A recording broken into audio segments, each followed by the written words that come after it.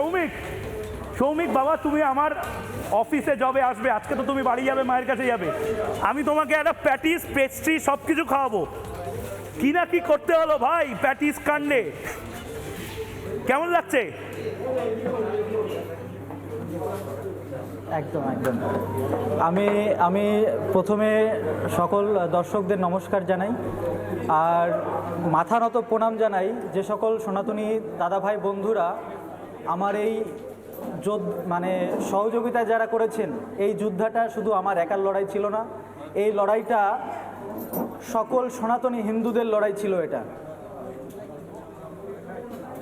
তোমাদেরকে মানে যেভাবে অ্যারেস্ট করা হয়েছে, কি হয়েছিল ঘটনাটা? আমি শুনেছিলাম তুমি ব্রত রেখেছিলে, তুমি নিরামিষাশী, গীতা পাঠের মঞ্চ থেকে তুমি ভেজ প্যাটিস খেতে গেছিলে। এই দোকানদার কি তোমাকে বিভ্রান্ত করেছে? একটু যদি বলো ঘটনাটা কি হয়েছিল।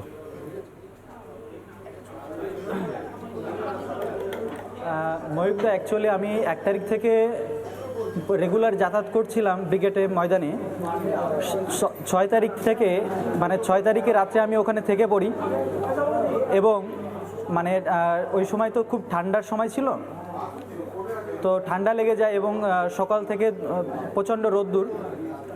তো রোদ্দুরে থাকাকালীন আমার মানে একটু সমস্যা তৈরি হয় আর কি, শারীরিক। তো সে কারণে আমি পাশে যেখানে মেডিকেল ক্যাম্প করা হয়েছিল সেই ক্যাম্পে আমি যাই, এবং সেই ডাক্তারবাবুদের আমি বলি যে আমার এই প্রবলেমগুলো হচ্ছে। তো তারা আমাকে একটা মেডিসিন দেয়, এবং তারা বলে যে কিছু খাবার খেয়ে তারপরে মেডিসিনটা খেতে। তো আমি যখন এই পাশে একটা পেডিসের দোকান দেখতে পাই, একটা কাকু তিনি দোকান নিয়ে বসে আছেন, আমি পেডিস কাকুকে বলি যে কাকু এটা নিরামিষ তো? তো উনি আমাকে আশ্বস্ত করেন যে এটা সম্পূর্ণই নিরামিষ। তো আমি তার পেডিসটা কিনে যখন আমি পাশে আসি, এসে যখন খেতে শুরু করি, তখন অর্ধেক খাওয়া হয়ে গেলে আমি তখন আমার মুখে তখন চিকেন পড়ে। তো আমি ওটা ফেলে দিয়ে মানে খুলে দেখে চিকেন দেখি, তো ফেলে দিই। পরবর্তীতে আমি যখন পেডিস কাকুর ওখানে যাই, তো পেডিস কাকুকে আমি বারবার জিজ্ঞেস করি, কাকু এটা ভেজ তো? উনি বলে হ্যাঁ এটা ভেজ। আমি আবারও জিজ্ঞেস করি, কাকু এটা ভেজ তো? বলে হ্যাঁ, আমি নিজে তৈরি করেছি। আমি আবারও জিজ্ঞেস করি, এটা ভেজ তো? তখন উনি আবারও বলে হ্যাঁ এটা ভেজ। তো তারপর যখন আমি ওটাকে খুললাম, আপনারা সবাই ভিডিওতে দেখেছেন, আমি যখন খুলি তখন ওর ভিতরে কিন্তু চিকেন থাকে। তো আমি যখন প্রতিবাদটা, ওটা আমার একার প্রতিবাদ ছিল, কিন্তু ওই প্রতিবাদটা মানে আমি যেটা বলছি, এই প্রতিবাদটা শুধু আমার একার প্রতিবাদ নয়, তাই সকল সনাতনী হিন্দুরা কিন্তু ওখানে একত্রিত হয়ে যেয়ে কিন্তু এই প্রতিবাদ করেছেন। সৌমিক, আমি নিজে ওখানে ছিলাম, আমি দেখেছি বহু বৈষ্ণব মানুষ ছিলেন, বহু জৈন মানুষ ছিলেন, অনেকে অভুক্ত ছিলেন, অনেকে নিরামিষ খাচ্ছিলেন সেই দিন, অনেকে ব্রত রেখেছিলেন।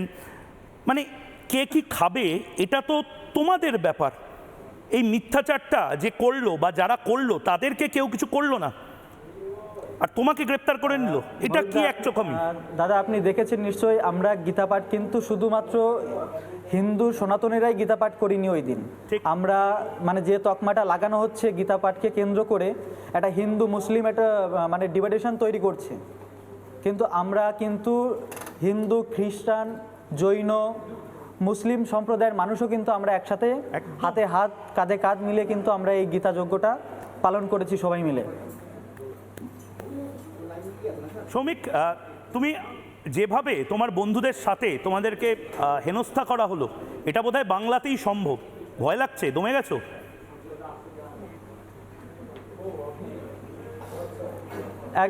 একদমই বাংলাতেই সম্ভব। আর সবথেকে বড় ব্যাপার, খুব কষ্ট লাগে এখানেই যে হিন্দুদের প্রতিবাদ, সেখানে একজন হিন্দু সাথে না দাঁড়াতে পাশে না দাঁড়াতে পারলে কিন্তু মানে করতে আসে।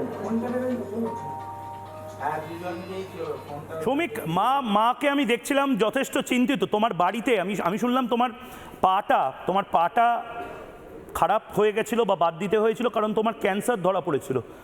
তোমার ক্যান্সার ধরা পড়েছে, তোমার বাবা পরিযায়ী শ্রমিক, তোমার মা সেলাইয়ের কাজ করে।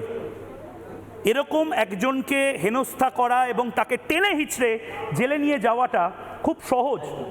তোমার এই যে লড়াইটা, এই লড়াইটা গোটা বাংলার মানুষকে বলো। মিনমিনে চ্যানেল এগুলো দেখাবে না, মিনমিনে চ্যানেল তোমাদেরকে ভিলেন বানাবে। রিপাবলিক বাংলায় তোমার লড়াইটা বলো, যাতে করে ভবিষ্যতে আগামী 70 বছরে এই বদমাইশিটা কেউ না করতে পারে।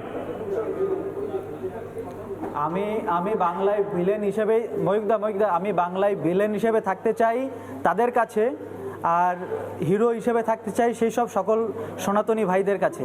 আমি হিরোও না ভিলেনও না, কিন্তু যারা ভিলেন আমাকে বানিয়েছে তাদের কাছে আরও ভিলেন হব আমি আগামী দিন।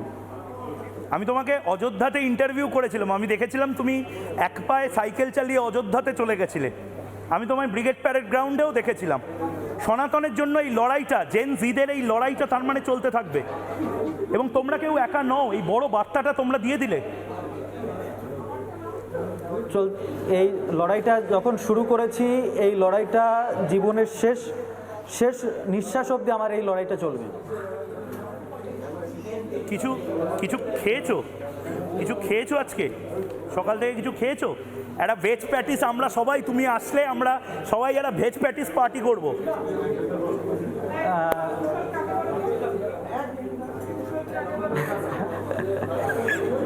দাদা এই সবে অল্প কিছু খেলাম আর কি, অল্প কিছু খেলাম, কিন্তু প্যাটিস নয়। আচ্ছা, প্যাটিস আর খাবে না? নানা ধরনের কন্টেন্ট দেখার জন্য লাইক করুন, শেয়ার করুন আমাদের ফেসবুক পেজ, সাবস্ক্রাইব করুন আমাদের ইউটিউব চ্যানেল। পাশাপাশি অন্যান্য ব্রেকিং নিউজের জন্য অবশ্যই চোখ রাখুন রিপাবলিক বাংলায়।